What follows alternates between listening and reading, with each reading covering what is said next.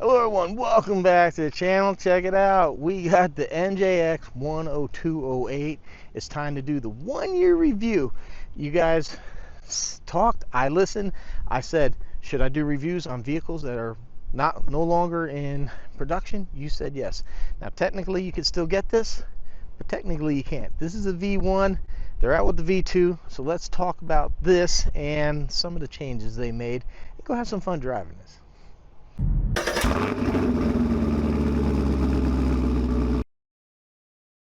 Hello everyone, welcome back. Glad to have you here. We're doing another 1-year review of a fine RC vehicle in the collection here.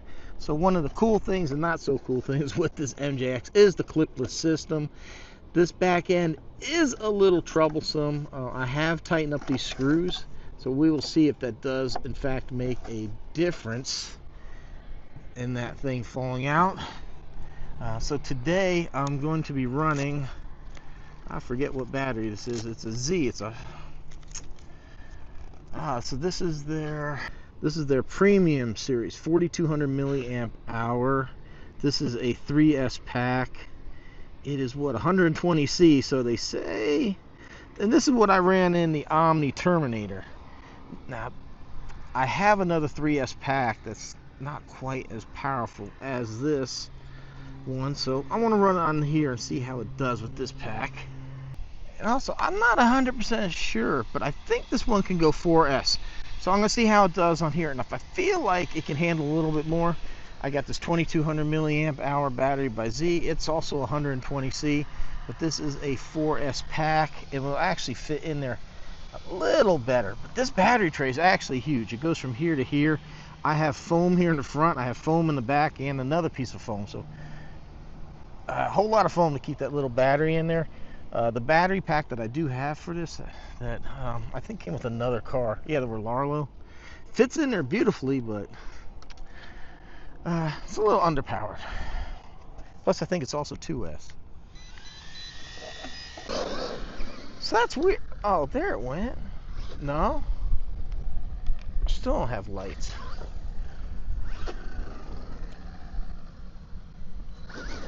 I have back lights. I don't have front lights. Oh yeah, 2S just doesn't seem to have much at all.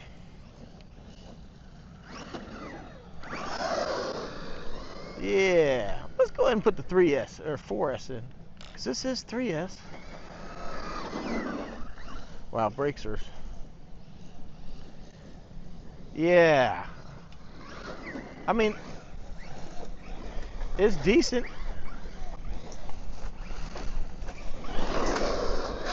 It'll kick some dirt up, but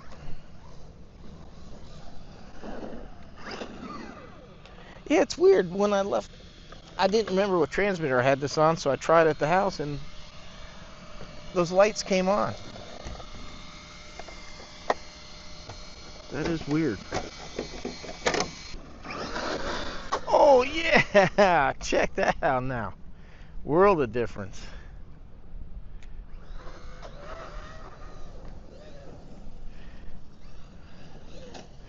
So it's so weird that the front light doesn't work, because the front lights feed the tail lights. It comes off the receiver to the front lights and then pigtails back. Set the trim. Dude, holy crap.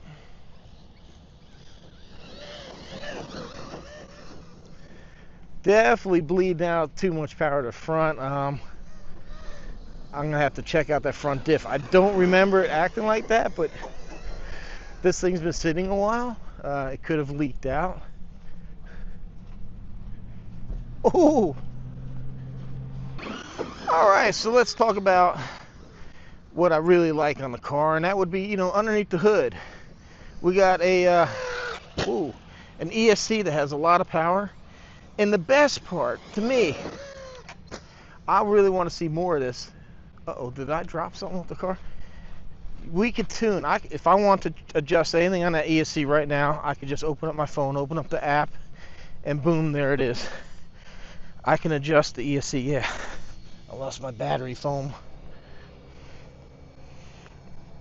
I also like that not only did they put a fan on the motor, they put 2 fans on the motor. That is freaking awesome.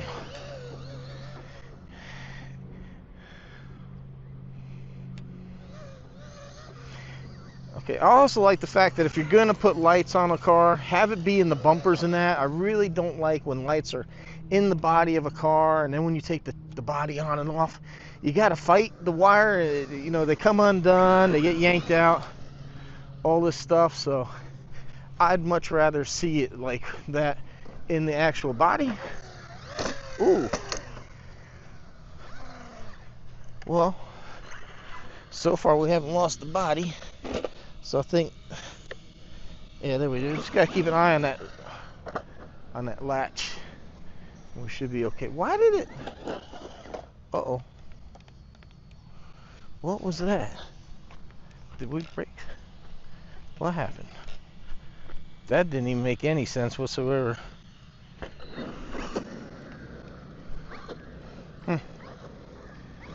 Okay.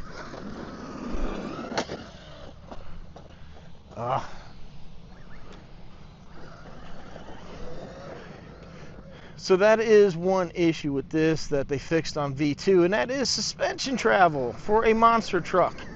This does not have a lot of travel, and it's also very limited. It hits.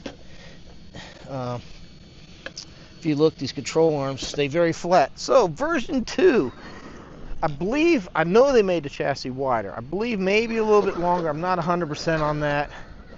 Then they wider control arms, supposedly increased the strength of like the control arms and the steering linkages and stuff like that. And they did sell a kit. I'm not sure if you can still get it because they go from V1 to V2. Firemaker did have them. Right now it says it's or Maker Fire. It doesn't say. It says it's not available as of right now. Now you can buy the V2 right now. They have it on their site for $210. And to be honest with you, I think that's probably a fair price. I'm trying to remember. I think when these first came out, they were like $270, $280, and I remember being a bit critical of price because you know it's MJX. Not that they're a bad company at all, but they're not really available anywhere locally. You're gonna have to wait on parts. And you know, I don't know if they can charge big brand name money for if they did, and we bought it. Is it a good car? Yeah.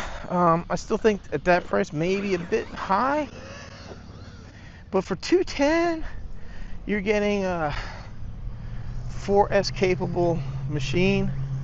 And the nice thing is that MJX listened to people, as I totally lost track of where I was, man. I had some mowing going on. I had to stop because it was just gonna get too loud. They drove the tractors by, so now man, I completely forgot. Trying to think. Dislikes on this RC. Ooh. That's right, I was talking about the ground clearance. So yeah, they did fix that with version 2. Gave it a bit more ground clearance. They lengthened the arms and stuff like that. Oh, that's right, value for money. So for $210, I think, you know, it's a pretty good RC. It's definitely...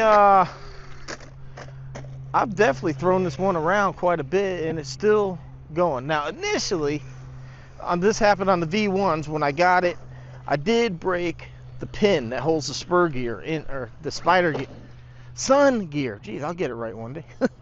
On the center diff, which meant I had to open it up, which led to one of the biggest problems we had on V1 was, I don't even think it was Loctite. I think they used some kind of it looked like super glue to hold the screws of the center brace in, which pretty much meant you were going to snap the damn screw off in place trying to get it out.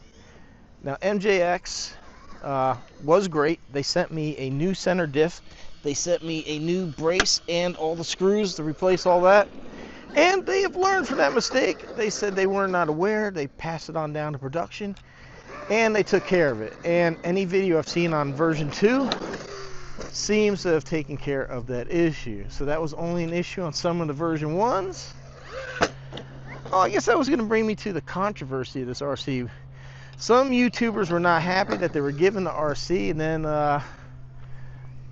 they found out a V2 was coming or something like that, that they were upset that maybe they were the test bed for it. And to me, I'm like, you know, hey, MJX can send me a car all day long. I'll be a test bed.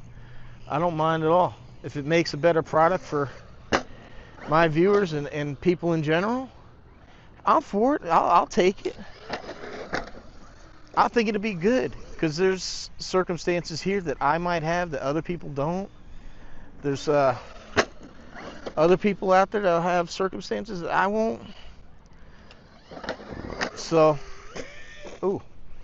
So it's good to send it out to a variety of people, variety of terrains, test things out. So yeah, there was a little YouTube controversy going on when this came out. Some people weren't happy to find out there was a V2 coming out and they got the V1, whatever it was. So this was a bit of a controversial little deal when it came out. To me, I think more the controversy was that the way they secured the chassis brace and all that, man, you just couldn't get it out. But they had, like I said, it was good. MJX listened, they took care of it, and they fixed all these issues. So kudos to them, man. That's what I like to see in a company, man. You know, we have other companies out there that maybe have an ESC 2.3 something or other, 223 ESC that won't run very well, and they're screw it. They leave you with it. But MJX took care of it. Now I'm not like I said, they sent me the parts, but you know, they made a V2 to fix some of the issues. People were complaining about the suspension travel and that. Personally, to me, I mean, yeah, it's a little, you can hear it slamming here, but for me, myself, it's not too much of an issue. I don't really do too much in the way of jumping. I like more ground running, and to me, I think this thing handles absolutely great for it. I have no issues with the way it runs, like as far as that goes.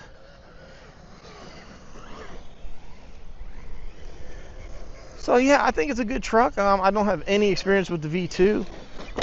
And basically with the performance of this one, I really don't have any desire to go to the V2. Now, if MJX wants to send me one, I'll do a comparison, but I'm not going to fork out that just to try it. But I am glad to see that they did make some fixes. So man, after 1 year, you know, it started out really bad with this one. We broke the diff. I think there was something else happened. I can't remember. I know I tried to take it out here, and I just put a big zip tie over that center brace to try to get this thing to go. And I guess that would be my big con, that this chassis is extremely weak. It is very dependent on that center brace to stay together. If you take that center brace out, this chassis just folds in half. It just tacos. And you know, the body does tend to pop off a little bit, but you know, if you do tighten up that brace in the back, it does seem to help it along. Oh man, I guess that's LVC. Guess that's all she wrote. So yeah, the MJX, I think it's a pretty good car. Was my first experience with the MJX brand. Started out a bit sour, like I said, breaking the diff, and then couldn't get it out to fix it. They made it right. They sent me the parts. Definitely a lot easier than dealing with another company overseas that starts with an R. Somebody. And yeah, I like it, and hopefully I catch. I do remember saying the factory transmitter was too small. I didn't like it. Other than that, I'm kind of disappointed. My front light just died. It worked at home when I tested it. I'm not sure what's up with that. But it's been a good RC. I've actually run this one quite a bit. And other than the few parts that broke on the first run that we've gotten fixed, I haven't had an issue since. And I mean, I beat this thing. It's had some pretty good hits here. So I like it, man. Good RC. I think price right now, you know, it's at $210. I think it's fair. I'll leave a link down below if you want to get it through Maker Fire. I appreciate if you use that link. Helps me buy these cars to bring this content to you. So there you have it, everyone. Hope you enjoyed this look at the one-year review of the MJX Hypergo, the 10208, the most controversial RC of last year. So some people called it. But yeah, I like it. I think it's pretty good RC. You know, I know people want to compare this to like the Omni Terminator. I actually like this one a lot more. It's bigger, it's more planted. But that's a topic for another day. So yeah, there you have it. 10208, pretty good RC. After 1 year, I still like it. That's why I still got it.